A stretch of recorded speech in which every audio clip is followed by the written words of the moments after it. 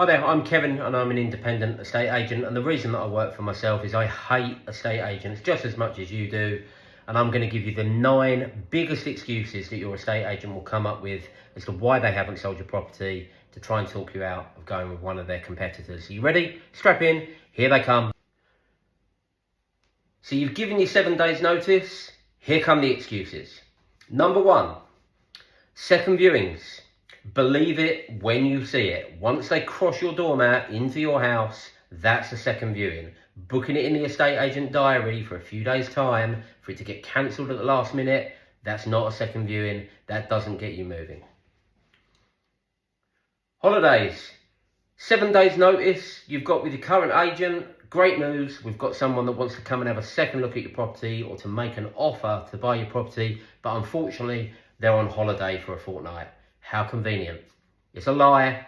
Stick to your guns. Move to your new agent. You got an offer. Great news. What a coincidence. You've given notice and all of a sudden somebody wants to buy your property. If it's a genuine offer, you may want to consider accepting it. You've been on the market a while. You're changing agent. You're frustrated about the whole process, and ultimately you want what's best for you to get moving. You can't think about the feelings of your current agent or your new agent. If you've got an offer after all this time, you're definitely going to want to consider it. But that's subject to it being a genuine offer.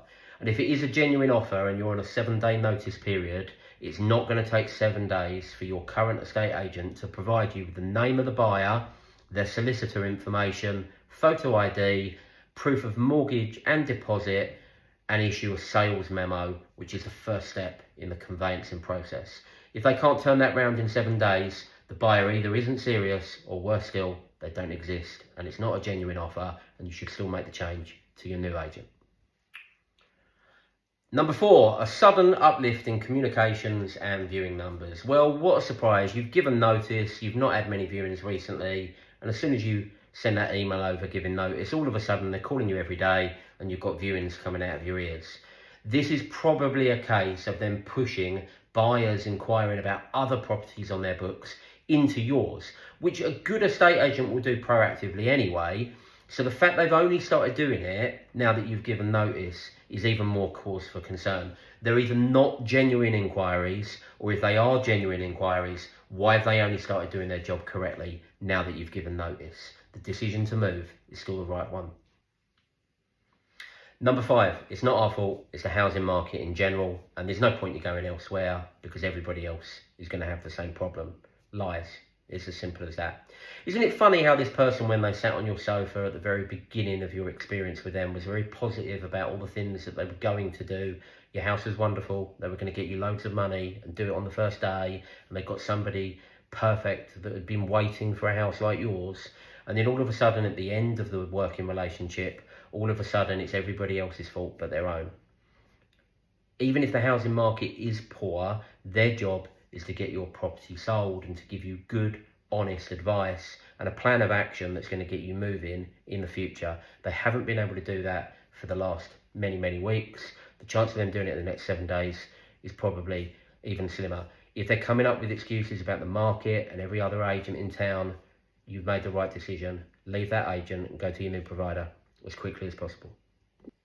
Number 6, where are you going to? Oh, don't use them. They're rubbish. We're much better than them.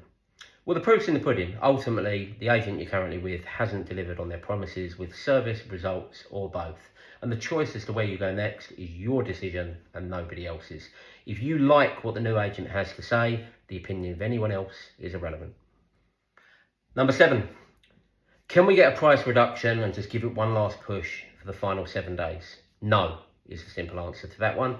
By this point, you will have probably already made a commitment to another agent, and if you're going to do a price reduction, you should give that price reduction to your new agent, coinciding with a fresh lease of life and new marketing, and not give your current agent one last hurrah. Number 8, contracts and notice periods. Now, if you'd used my email template, hopefully this point has already been sorted out, but if you haven't and you've arrived at this video late in the day, there will be some clauses and notice periods in your contract, and if your current agent is going to use them as leverage to force you to do something that you don't want to do, then they're looking out for their best interests and not yours, and that's never an agent that you're going to want to continue a working relationship with. And the final one, dual agency. Don't leave us and go with a new agent. Add your new agent on, and then you get both of us. That is a really, really bad idea at this 11th hour. Your current agent has not delivered results and service that you require. You've already started building a relationship with your new agent and put a plan of action in place. Why would you want that positive impact of a relaunch with a new agent, maybe coinciding with a price reduction? Why would you want that to be diluted by having your current agent who hasn't delivered what you need muddying the waters? Going on the market from day one, dual agency, that's a different conversation, and I've got a video for you on that one as well. But if you're at the 11th hour with your current agent and it hasn't worked out, leaving is the right thing to do.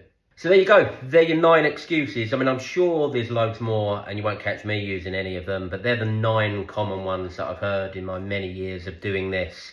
I'm proud to say that I get a lot more people leaving an agent coming to me than I do the other way around. Of course, I sometimes lose customers, we all do. But when I do lose a customer, it's a handshake and a good luck. It's not an excuse.